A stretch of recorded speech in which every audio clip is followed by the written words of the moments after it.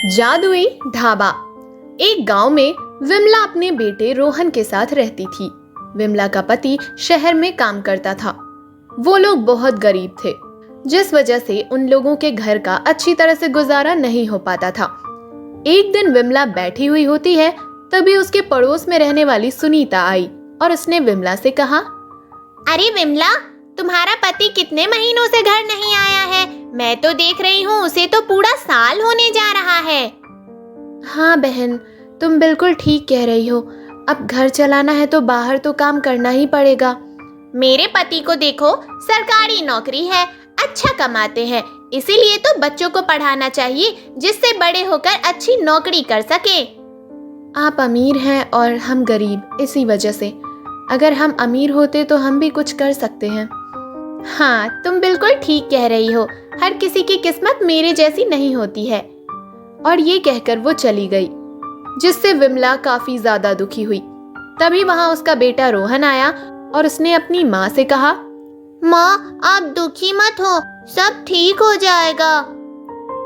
पता नहीं बेटा कब ठीक होगा, मुझे तो कुछ समझ में नहीं आ रहा है। अभी तक तुम्हारे पिताजी भी लौटकर नहीं आए हैं। समय तेजी से गुजर रहा था। एक बार विमला अपने घर पर बैठी हुई थी। तभी एक बूढ़ी औरत आई और उसने विमला से कहा, अगर कुछ खाने को हो तो मुझे दे दो। खाने के लिए तो कुछ भी नहीं है, 2 दिन से हम खुद भूखे हैं। पर आप रुकिए, मैं कुछ इंतजाम करके लाती हूँ। क्या तुम 2 दिन से भूखी हो? मुझे तो ये पता ही नहीं था। रुको, मैं तुम्हारे लिए कुछ करती हूँ। और ये कहकर उसने अपनी शक्तियों से एक ढाबा बना दिया। ढाबा देखकर विमला काफी हैरान हुई और उसने उससे कहा, आपने ये सब कैसे किया? आप तो एक साधारण इंसान है ना? नहीं, मैं एक परी हूँ। और ये कहकर वो अपने असली रूप में आ गई और उसने विमला से कहा, मैं तो यहाँ पर घूमने आई थी, तो सोचा देखूं पृथ्वीलोक के इंसान कैसे हैं। मुझे बहुत खुशी है कि यहाँ पर बहुत अच्छे लोग हैं। तुम खुद भूखी थी, पर तुमने मेरे बारे में सोचा। आज से ये ढाबा तुम्हारा है। क्या आप सच कह रही हैं? ये ढाबा हमारा है? पर हम ढाबा चलाएंगे कैसे? हमारे पास तो सामान लाने के पैसे ही नहीं हैं।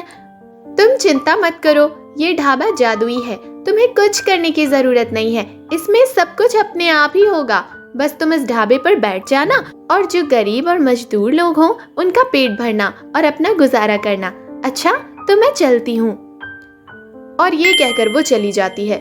इसके बाद विमला और उसका बेटा बहुत खुश होता है और अगले ही दिन वो लोग उस ढाबे को चलाने लगते हैं। उस ढाबे का खाना इतना स्वादिष्ट था कि पूरा गांव उसी के ढाबे पर खाने के लिए आता था और जो गरीब लोग थे उन्हें वो फ्री में ही खाना खिलाती थी। धीरे धीरे उसका ढाबा बहुत अच्छा चलने लगा और सभी उसी के ढाबे पर खाना खाते थे। एक बार की बात है, वो ढाबा बंद करके अपने घर पर गई तो उसी गांव में रहने वाला किशोर वहां आया और उसने अपने आप से कहा, बड़ी आई ढाबा चलाने वाली, हमारी बराबरी करेगी। आज इसे सबक सिखाना ही पड़ेगा। ना रहेगा ढाबा, ना ही ये कल इसे चला पाएगी। इसकी वजह से मेरी दुकान बंद हुई है ना। अब देखो मैं क्या करता हूँ। और ये कहकर उसने ढाबा तोड़ दिया। अगले दिन विमला उठी और ढाबा चलाने लगी। जब किशोर वहां पर आया तो उसने ढाबा को बिल्कुल सही देखा। ये देखकर वो बहुत हैरान हो गया और उसने अपने आप से कहा, ये कैसे हो सकता है? मैंने तो कल ये ढाबा तोड़ दिया था, तो ये सही कैसे हो गया? लगता है कुछ गड़बड़ है। आज रात में फिर इसे तोड़ूंगा। और रात को वो फिर से आया और उसने उस ढाबे को तोड़ दिया और अपने आप से कहा, अब देखता हूँ ये कैसे कल जुड़ता है। अगले दिन जब वो वहां पर आया तो उसने देखा कि ढाबा तो बिल्कुल सही सलामत है। ये देखकर वो घबरा गया और विमला के पास आया और उससे कहा, ये कैसे हो सकता है? ये ढाबा सही कैसे हो गया? क्या हुआ भाई साहब, आप इतने परेशान क्यों लग रहे हैं? और मेरे ढाबे को क्या होगा? ये तो बिल्कुल सही था। क्या? पर मैंने इसे खुद तोड़ा था, तो ये सही कैसे हो सकता है? क्या?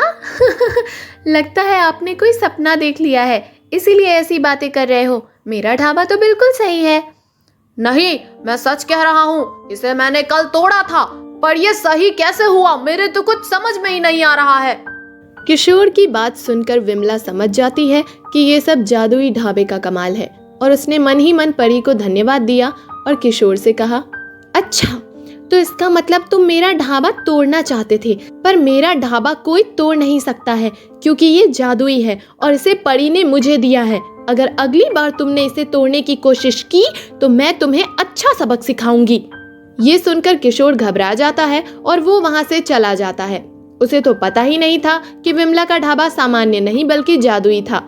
वहीं विमला बहुत खुश थी कि परी ने उसे ऐसा जादुई ढाबा दिया था जिस पर खाना भी अपने आप बनता था और उसका कोई कुछ कर भी नहीं सकता था, और अब वो आराम से अपना जीवन गुजार रही थी।